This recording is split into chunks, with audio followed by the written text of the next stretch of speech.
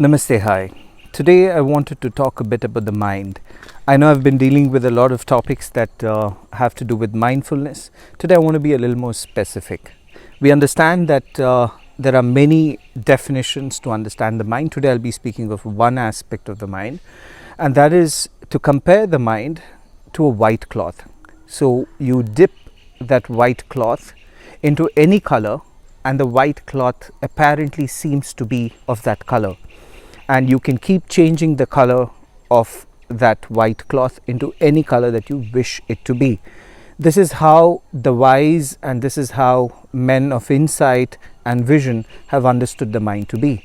The mind takes any color that you dip it in. Now, if we have negative energies or if you have negative thoughts, the mind takes a negative shade.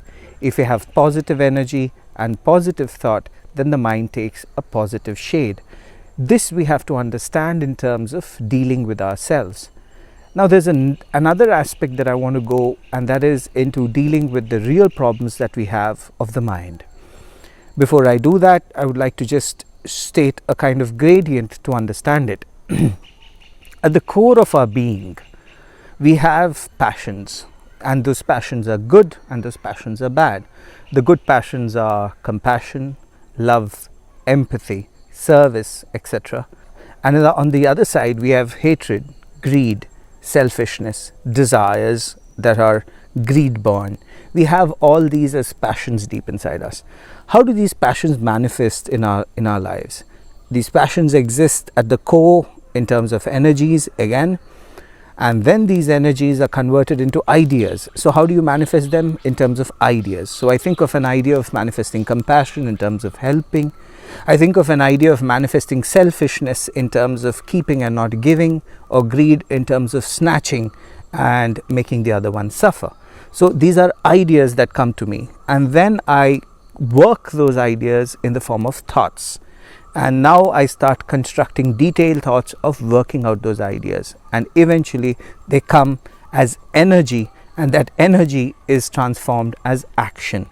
What happens in the whole process in this kind of a gradient is that what we are left with is energy, and this energy pervades our entire being, and it affects us internally and externally. Internally, it affects our subconscious, our way of thought, our way of perception, and our way of dealing with the world. Outside, that energy manifests in the influence that we have on the environment and the people. So the energy that we have is constructed and created in the mind, and that is why the mind is the most crucial part of our existence. We have a good mind, a healthy mind, and it translates as good and healthy. We have a weak and negative mind, it translates as weak and negative. Now, if we have to change, it has to be a permanent change, and that permanent change can only happen at the level of our passions, where we cultivate good passions or bad passions. Now, another point that I would like to make is all of us have passions. We all have equal measure of good and bad in us. We all have equal measure of unhealthy and healthy passions in us. Some of us have a greater degree of weakness or negative energy. Some of us have greater degree of positive energy and lesser of negative energy. Now, when we do have these energies in us, we can only work with them at the thought level, because above thought is ideas and above that is passion, but we can only work at the thought level. So the immediate way to approach and work on it is to develop and construct healthy, positive and ennobling thoughts. Negative, weak, anything that drags us down has to be avoided. So this way we can actually change and reconstruct the way our mind functions, and that can be seen in the way we live and the way we interact in this world. Having said that, there's one more concept that I would want to bring, and this is especially with the many things that I deal with people, is that many people believe that they are negative, but when I looked into them, when I interacted with them, I found them to be great people. They didn't have the negative aspects in them that they thought they did. In fact, they thought well of others, they helped, they were constructive, and they always looked for the best. Then what happened? Why do these people feel that they're negative? Now that's the point. The point is, some of us have positive energy in us, but it isn't developed or formed to its matured state. When does a positive energy develop into its matured state? Is when our intelligence agrees with our positive thoughts, which means we should know why we are positive. We should know why is it important to be good. We should know why is it important to not hurt others. When we understand the whys of everything, it becomes established. Now, most of us do not really understand the why, but we have a God-given impulse of naturally feeling it. Now, such people feel that they're negative. Actually, they're not. They have the impulse, they have the motive, but for clarity, what happens is that in their lives, they are met with untoward incidents, and especially negative or negative people or negative energies, and that influences them. So when that happens, what mistake we make is we assume that the negative energy is us. It's not us. What we are actually fighting is that we are actually learning to wade away, to resist, and to convert the negative energy into something that we can absorb and we can make sense out of. So this battle between the positive and negative, when it's in close proximity, we kind of feel that we are negative people, we feel that we are influenced, we feel that we are toxic, but we are not.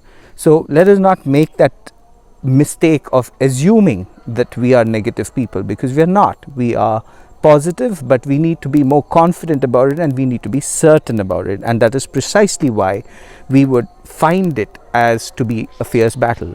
Now, about the ones that are actually negative intrinsically and they feel that they need to have a change. Now, here also, the only way to bring that about is to not repent and regret, but to consciously breed and culture positive thoughts and ideas. There's only one way, and that is to give an opposing idea. There'll be great friction because our intrinsic energies are negative, and the positive energy will not be allowed to get in. But wait till it takes the seed form in your mind. Wait till it sprouts. Until then, there has to be a conscious, willing, active and accepting battle in us to bring about that change. So either one of us, either the ones who are positive and are battling negative energy, or either the ones who are negative and trying to bring in positive energy, there's going to be equal amount of battle. But let's make the distinction clear. We can look into our motives, we can look into what we're driven by. Are we driven by selfishness? Are we driven by greed? Are we driven by hatred? Or are we driven by compassion? Are we driven by love? Are we driven by empathy? And this way we can actually read what we are, and we do not need to make ourselves known to others. We are the best judge of who we are, and let us make that change silently with the help of any person that we trust or that we can take help from, and bring it about in a gradual sense. But the idea of this talk was to make that clear distinction that intrinsically our mind is not what it appears to be. Intrinsically it is transparent and pure, and it can take any shade that you dip it in, which means we can consciously do or undo our thoughts, and that is the power that we have, and that is what we need to understand that we are empowered with. So let us try to take it in the right way by technically understanding how the mind works and bring about a conscious change in us. From the energy level, gradually it will go to the thoughts, and from thoughts it will go to the ideas, and from ideas our passions of good will be more allowed to blossom, and eventually there will be an in and out change in our energy levels and in the way we look, deal with the life and within ourselves to who we actually are. So this much for today. Thank you for listening. Thank you.